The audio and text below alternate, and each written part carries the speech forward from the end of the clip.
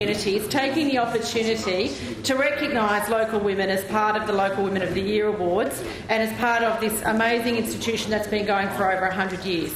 It was good to see so many women MPs working together from all parties to celebrate women at a variety of events around the state, but there is still far more to do. While the percentage of women in the Legislative Assembly of New South Wales Parliament in the lower house rose to an all-time high of 30.1% at the 2015 elections, women's representation has been steadily dropping in the other place since 2003. We need to do more to increase the participation of women in leadership, not just in the parliament but right across our community. In the ASX 200 companies, only 1 in 5 directorships are held by women, and business owners in New South Wales are more than twice as likely to be men as they are to be women. Until we achieve equality in leadership positions, we will be unable to fully address inequality in other key areas, including health and wellbeing, education and learning, work and financial security, and safety and justice. The importance of diversity in the parliament and in community leadership was highlighted by speakers at the International Women's Day breakfast at Parliament House, which was organised by Greens MLC Dr Marine Faruqi today. Speakers Nakia Louis and Randa Abdel Fattah challenged women to consider race, ethnicity, ability, sexuality and other areas of discrimination in their quest for equality, and to ensure that diverse voices are heard in feminist discourse. The intersectional experience of discrimination is far greater than just sexism, racism or any other form of discrimination on its own, and is becoming more widely discussed in feminist discourse. This was explored in depth at the conference I attended, which was convened by Anne Summers last year, 40 years after her groundbreaking book, Damned Whores and God's Police.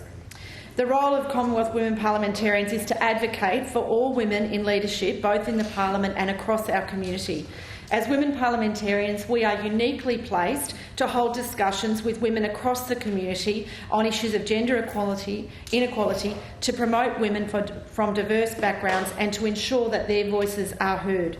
This year in New South Wales, the CWP will be working on strategies to engage young women in leadership programs, specifically through the Parliamentary Education Unit programs and through a special event for young women leaders at Parliament House to be held later this year, as well as through the introduction of male champions of change with male members of this place.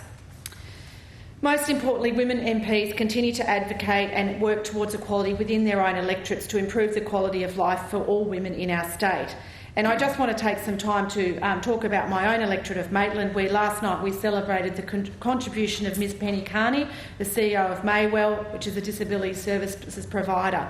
Penny is a former school teacher and for 12 years worked with the unemployed and joined Maywell in 1997 to coordinate Specialist Employment Division, now Maywell Labour Force Solutions, and then accepted the role of that organisation in the year 2000. She took that organisation from a mainly voluntary group through all the governance, compliance and safety changes that have happened over the last decade in the disability sector, including becoming part of the first trial of the NDS in New South Wales in the Hunter and its current rollout in the Maitland area.